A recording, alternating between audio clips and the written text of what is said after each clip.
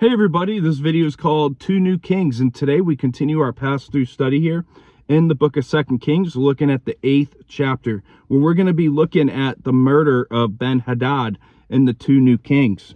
And so chapter 8, starting verse 1 through 3 says, Then Elisha spoke to the woman whose son he had restored to life, saying, Arise, go, you and your household, and stay wherever you can, for the Lord has called for a famine, and furthermore it will come upon the land for 7 years. So the woman arose and did everything according to the saying of the man of God. And she went with her household and dwelt in the land of the Philistines 7 years. And it came to pass at the end of the 7 years that the woman returned from the land of the Philistines, and she went to make an appeal to the king for her house and for her land. So opening this chapter out, starting here through verse 6, these events are likely out of chronological sequence, being related to the subject of the famine that we looked at just previously in chapter 6 verse 24 and chapter 7 verse 20, but having occurred earlier in the reign of King Jehoram of Israel, before the events recorded back in chapter 5. And 7-year famines, they were known in the ancient Near East. This was nothing new. It happened at the time in Genesis chapter 41 verse 29 through 32. Check it out on your own. But since the Shunammite woman would have been a resident alien in a former land, her return within 7 years may have aided her legal claim to the property. And the land of the Philistines was southwest of Israel along the Mediterranean coastal plain between the Jarkon River and the Besor Brook in the south. And this localized famine in Israel, it demonstrated that it was a curse, a punishment for apostasy, as we saw that disobedience and apostasy in Deuteronomy chapter 28 verse 38 through 40 would bring curses. And the Shunammite woman made a legal appeal to the king to support her claim of ownership. And the king was the final arbitrator of such disputes, as we saw back when we kicked off our study in the book of 1 Kings at the beginning of January in chapter 3, verse 16 through 27. And providentially, the widow arrived just as Gehazi was describing how Elisha had raised her son from the dead. And you may remember this woman that we looked at back just a couple weeks ago here, I think, back in chapter 4. And she left Israel for the land of the Philistines because of this coming famine. In verse 4 through 6 it says, Then the king talked with Gehazi, the servant of the man of God, saying, Tell me, please, all the great things Elisha has done. Now it happened as he was telling the king how he had restored the dead to life, that there was the woman whose son he had restored to life, appealing to the king for her house and for her land. And Gehazi said, My lord, O king, this is the woman, and this is her son when Elisha restored to life. And when the king asked the woman, she told him. So the king appointed a certain officer for her, saying, Restore all that was hers, and all the proceeds of the field from the day that she left the land until now. So you might remember Gehazi that we looked at back last week in chapter 5 verse 20 through 27. He was the counselor of the king. And we see that perfect God-ordained timing as the woman came to make her request at the same exact time that Gehazi told the king about the miracles that were associated with her life. And the king's judgment was to return to the woman everything she owned, including the land's earnings during her absence. In verse 7 through 9 it says, Then Elisha went to Damascus, and Ben Hadad, king of Syria, was sick. And it was told him, saying, The man of God has come here. And the king said to Hazael, Take a present in your hand and go meet the man of God, and inquire of the Lord by him, saying, Shall I recover from this disease? So Hazael went to meet him and took a present with him, and every good thing of Damascus, 40 camel loads, And he came and stood before him and said, your son Ben Hadad, king of Syria, has sent me to you, saying, shall I recover from this disease? So verses 7 through 9, it was unusual for a prophet to visit a foreign capital, but it was not something that was out of reality of happening. You can see that back, or looking forward in the Old Testament, in Jonah chapter 3, verse 3.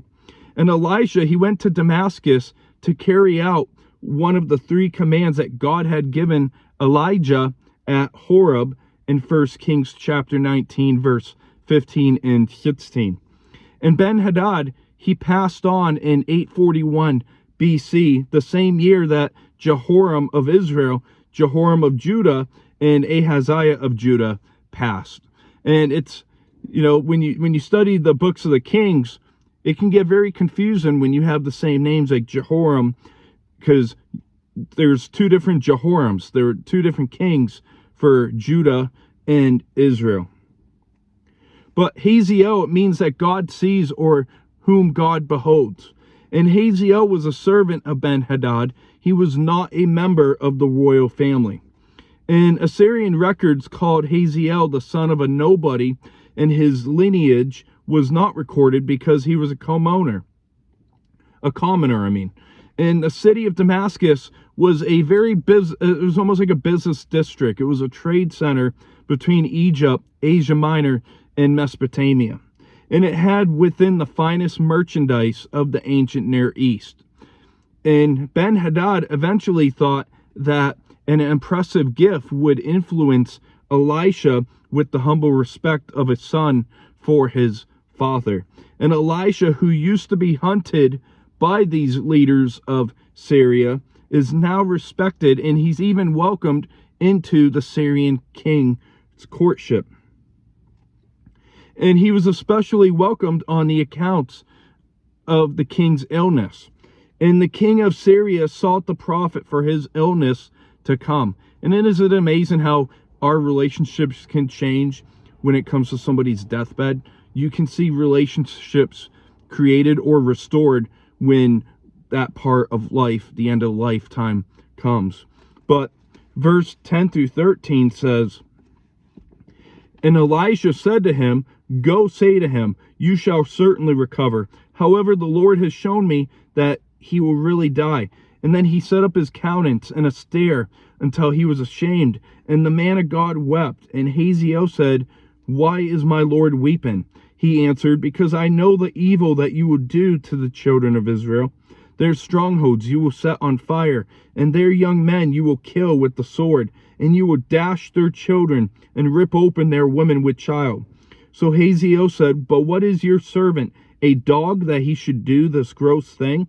And Elisha answered, the Lord has shown me that you will become king over Syria. And we see right here that verse 13, it's a little graphic from what we see in description. And much of these Old Testament books has a lot of graphic parts to them. But Ben Hadad, he wanted to know whether he was going to recover or not from this illness or disease. And in response, we see that Elisha affirmed 2 unrelated things: that Ben Hadad would recover and he would not face death by this illness, but on the other hand, he was going to die by someone else's means. And with a fixed gaze, Elisha stared at Hazael, because it had been revealed to him what Hazael had in his heart, what he would do, including bringing the murder of the Syrian king. And Hazael was embarrassed, knowing that Elisha knew of his plan to assassinate the Syrian king. And Elijah mourned, knowing the acts of wickedness that Hazael would bring on Israel.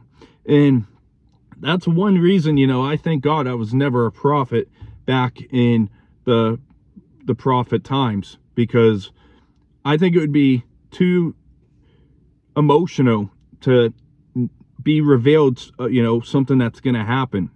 I often hear people talk about, it's a good thing we don't know our date of death, because it would really trip us up mentally. But think about it, working as God's prophet, knowing a future event was going to take place and knowing the people. But to continue on here, the harsh actions that was mentioned in verse 13 was common in the ancient wars, as seen in Psalm 137 verse 9, Isaiah chapter 13 verse 16, Hosea chapter 10 verse 14, Hosea chapter 13 verse 16, Amos chapter 1 verse 13, and Nahum chapter 3 verse 10. And Hazael did prove to be a constant foe of Israel, as we're going to see throughout our study through the rest of the book of 2 Kings, which we have, I think, about another month or so in the book of 2 Kings. But a dog was not D-A-W-G in verse 13, a title that was taken on when people live in sexual immorality, or as a teenage boy, you might think it's a cool title back when you were a teenager. But to call oneself a dog was an expression at this point in time as humility. It wasn't to have a cool title or to be known for sexual immorality conduct. But Hazael sought to deny that he would ever have the power to commit such evil acts. And he was trying to convince Elisha that he had no plan to take over the kingship of Syria. And in response to Hazael's feigned self-depreciation, Elisha affirmed that the Lord willed that Hazael would become king over Syria, as we saw back a few weeks ago in 1 Kings 19, verse 15. In verse 14 and 15, it says, "Then he departed from Elisha and came to his master, who said to him, 'What did Elisha say to you?' And he answered, 'He told me you would surely recover.' But it happened on the next day that he took a thick cloth and dipped it in water and spread it over his face, that he died, and Hazael reigned in his place." So Hazael, he took a bed furnishing, he soaked it, and he killed Ben Hadad by suffocation in his assassination. And Hazael, he takes the kingship of Syria and ruled from 841 to 801 BC, during the reigns of Jehoram, Jehu, and Jehoahaz, and Israel, and Ahaziah, and Athaliah, and Joash, and Judah. And I like what Charles Spurgeon once stated here. He said, and I posted this just 2 days ago, I think, that the predestination of God does not destroy the free agency of man or lighten the responsibility of the sinner. It's true in the manner of salvation. When God comes to save, his free grace prevails over our free agency, and he leads the will in glorious captivity to the obedience of faith.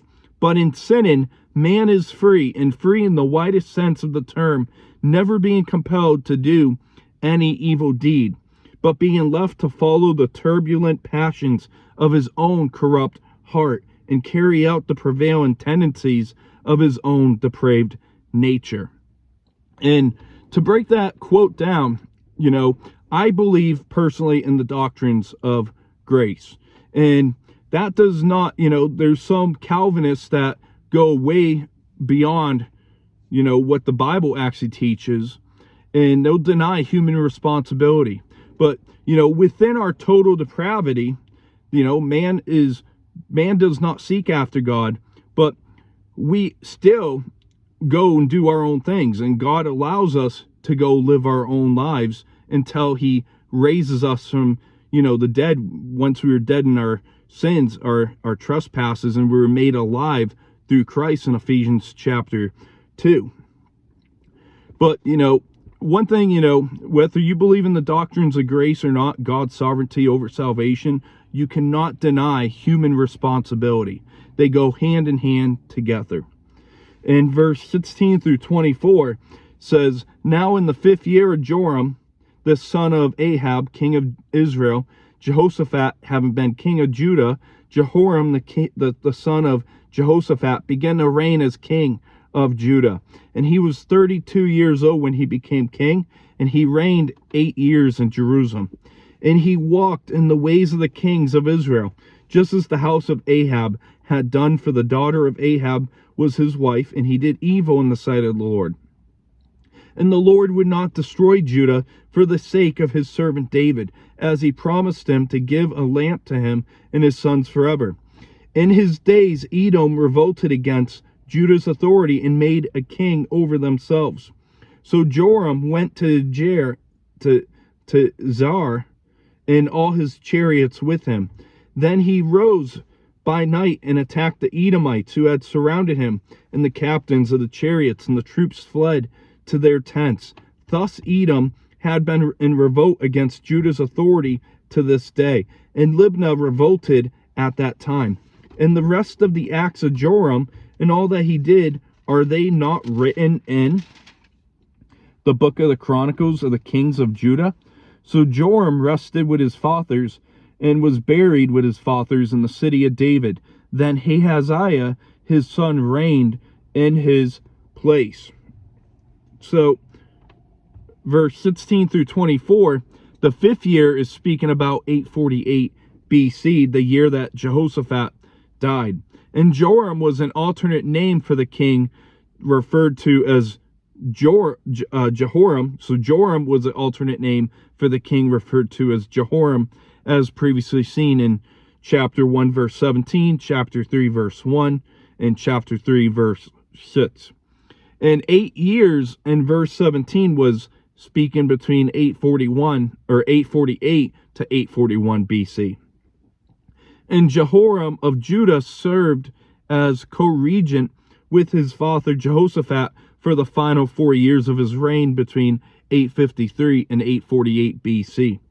And Joram became king of Israel during the 2nd year of his co-regency in 852 BC. And Jehoram of Judah ruled alone for 8 years after his father's death in 841 BC, as seen also later on in our summer fall time study in 2 Chronicles chapter 21 verse 15. And most likely Obadiah here prophesied during his reign. And Jehoram officially sanctioned Baal worship in Judah, just as Ahab did in Israel in 1 Kings chapter 16 verse 31 through 33, which we looked at back about a month ago on February 6th. And Jehoram was married to Athaliah, Ahab and Jezebel's daughter. So you get kind of genealogy and tons of kings' names and everything in these sets of verses. And just as Jezebel incited Ahab to do evil in the sight of the Lord, as we saw back in our last study, 1 Kings chapter 21 verse 25, so Athaliah influenced Jehoram. And we'll see more of her actions next week when we look at chapter 11 and later this summer, fall time, whenever, in 2 Chronicles chapter 22 verse 23. And Edom had been a vassal for the United Kingdom and for the southern kingdom of Judah since David's reign back in 2 Samuel chapter 8 verse 13 and 14. And Zaar was an unknown location, and during the reign of Jehoram, Edom defeated the Judean army. He took some of the borderlands and became independent from Judah's rule.